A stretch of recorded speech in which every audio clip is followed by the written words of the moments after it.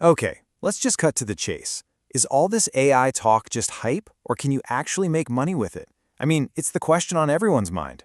Well, in this explainer, we're going to dive into a pretty cool 30-day test that really puts that idea to the test. I mean, that's the big question, right? We hear all day about how AI is this world-changing technology, but can you really, truly turn that buzz into cold, hard cash in your bank account? So, we're not just going to throw theories around. We're going to follow the money, literally by breaking down a detailed report from one freelancer who decided to go all in with AI for 30 straight days. Let's see how it went. All right, first things first, let's talk about the challenge itself. To really get the results, you gotta understand the rules of the game they were playing. Rules were super simple, but also really strict. It was a 30-day sprint with a single mission: make as much money as you possibly can. But here's the kicker. They had to start from absolute zero. We're talking no clients, no head start, starting with literally $0 in the bank. And they could only use AI tools that you or I could go out and get right now. A true test, right from scratch. So, with the challenge set, the next big step was picking the right tools for the job. You know, what does a modern digital freelancer's toolkit even look like in an experiment like this? And here it is, the AI arsenal they assembled. For anything to do with writing, brainstorming, or just coming up with ideas, they leaned heavily on ChatGPT-4. When it came to visuals, Midjourney was the go-to for generating images. And for whipping up quick videos, they used a tool called Pictory. It's a pretty lean but surprisingly powerful setup. Now, what you've really got to understand here is the role of ChatGPT-4. It wasn't just, a simple writing assistant. It was basically the strategic brain for the entire operation. It was used to draft everything, from client blog posts to the social media copy they used to market their services, and it even helped sharpen the pitches they sent out to get new work. All right, so the tools are chosen. Now it was time to actually put them to work. And this wasn't just about playing with AI, it was about having a real strategy to turn those tools into actual income. Now, this wasn't just throwing stuff at the wall to see what sticks. There was a clear 4-step game plan. First, figure out what services people are actually paying for. Second, package those services up and list them on places like Upwork and Fiverr.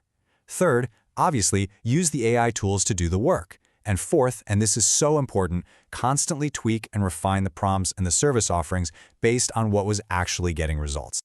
And when you look at how the 30 days actually went down, you can see it was not some overnight success story. Not at all.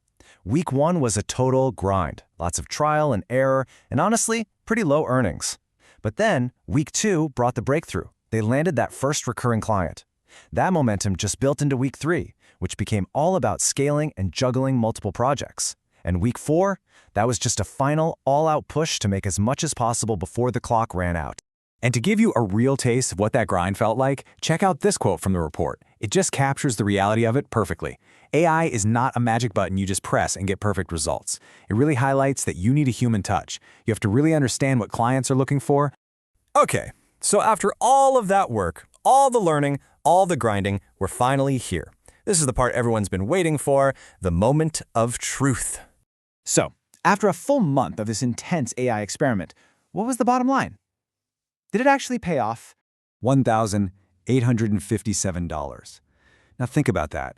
From a complete standstill, starting with nothing, in just 30 days. As a side hustle built completely from scratch, that is some significant income. It's real proof that this isn't all just hype. But hold on, where did that cash actually come from?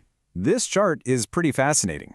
You can see the lion's share, a full 65%, came from blog and copywriting services, basically the bread and butter of what ChatGPT can do. The other 35% came from AI art commissions using Midjourney. It's pretty clear from this that the text-based services were the most dependable moneymaker in this test. So we have the number, but honestly, the number isn't the whole story. What's the real lesson here? What's the ultimate takeaway from this entire experiment? And I think this slide just lays it out perfectly. On one side, you have the promise of AI, this idea of effortless passive income. But the reality?